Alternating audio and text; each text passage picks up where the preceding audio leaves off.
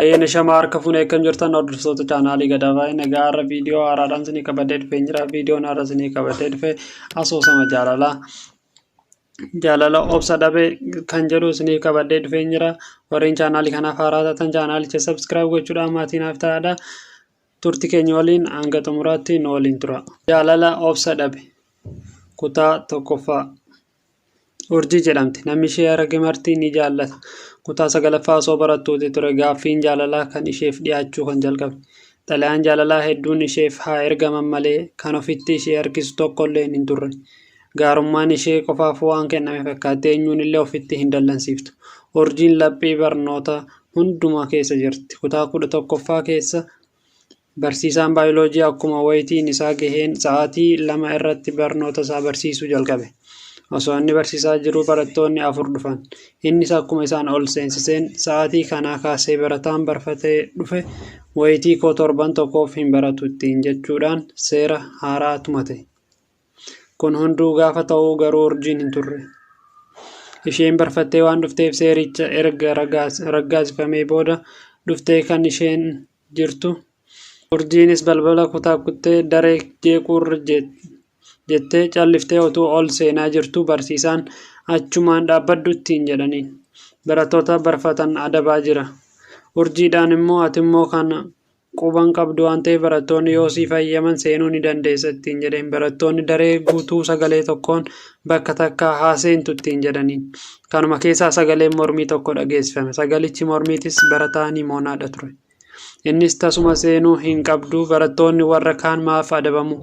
Har'a urjiin seenaan anis wilii barfadheen dhufee seena ittiin jedheen battaluma ijji urjiif Nimoonaa walirra bu'e. Inni takkaa urjii nagayaahuu gaafatee hin beeku.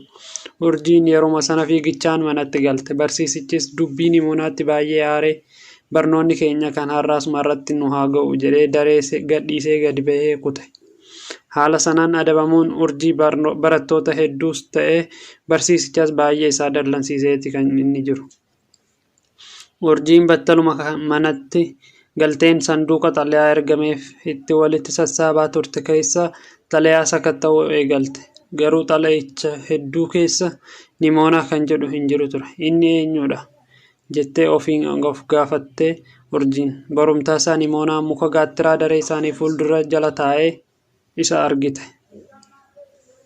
Sii jetteen akkuma isa bira geesseen ani urjiin baradhus barachuu dhiisus qormaata hojjechuun koo hin oolu. Garuu barattoota warra kaan miiteetta ittiin jetteen. Innis barattoota lamaan adabamanii fi ati miidhamuu dandeessu. Garuu barattoonni 50 hafan fayyadamoo ta'u. Akkamitti yoo jette isaan ilaalanii barfannaa irraa of qusatu jedheen. Urjiin yeroo kana aariidhaan ija babaastee meetii adabamuu kootti maal fayyadamte ittiin jetteen. Innis homaa hin fayyadamne homaatis hin miidhamnes jedheen. Urjiinis achumatti isa dhiiftee biraa deemte. Erga isa biraa deemtes na ilaala moo nan ilaalu jettee ofiin of gaggaafachaa ofirra garagaltee ilaaltus inni idduma sanuu hin jiru. Urjiinis yeroo kanatti baay'ee aartee jaalalaan sakaaluun qaba jette. Urjiin guyyaa sanii eegaltee Nimoonaa jaalalaan sakaaluuf yaalii hedduu taasiftus garuu osoo hin milkaa'iniif hafte. Guyyaa tokko daree keessa Nimoonaan osoo bakkee isaatiif hiriyoota isaa taa'aa jiru urjiin dhuftee cinaa isaa teesse. Innis bakkeen teessoo akka kan hiriyoota isaa ta'e itti himee isaanis dhufaa akka jiran hubachiise. Isheen garuu isa dhaga'uu hin turre. Callifteetuma teessi. Nimoonaanis irra deebi'ee namaatu jiran jedheen. Urjiinis gara isaa achi sissiiqaa ani namaa miti ittiin jette. Innis itti seequudhumaan ishee biraa ka'ee teessoo jijjiiratee bakkee biraa taa'e. Yeroo kanatti urjiin aariidhaan bifti fuula isheelleen bifa biraatti jijjiirame. Barattoonni daree isaaniis kana booda jaalalli urjii qabeera jedhanii haasa'uu jalqaban. Barattoonni mooraa mana barumsaa sanaa dhaabbinaaf amala Nimoonaarra kan ka'e Indiyaan aktar ittiin jedhu ture. Jechi kun urjii dhaabbinaaf taa'umsa ishee dhorke. Kana booddees garaan ishee hammeenya Nimoonaatti akka yaaddu ishee taasise. Xalayaawwan hanga ammaatti isheef ergaman keessaa tokko maqaa Nimoonaatti fakkeessitee na rakkisaa jira doorsisa isaatiif barachuu hin dandeenye jechuudhaan daayireektara mana barumsaatti himata dhiyeeffatte. Mooraan mana barumsaa sanaatis oduu kanaan guuteera. Kanaaf Nimoonaa mooraan sun isa jibbisiise. Innis gaaffii mana barnootaa sana gadhiisuuf akka qabu mana barumsaaf gaaffii dhiyeesse. Guyyaa gaaf tokko daayirektarri mana barumsaa orjii biiroo isaatti waamsisee baga gammadde kanaan booda namni si rakkisu si doorsisu hin jiru.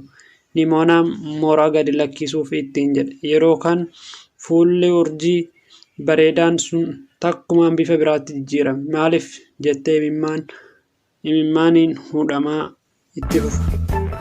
Kutaan lammaffaan akkasiin bira ga'uuf chaanaalicha subscribe godhaadhaan viidiyoo kana like gochuudhaan share godhaa isiniin jedha. Qophii biraatiin wal gargaruutti nagaatti tura.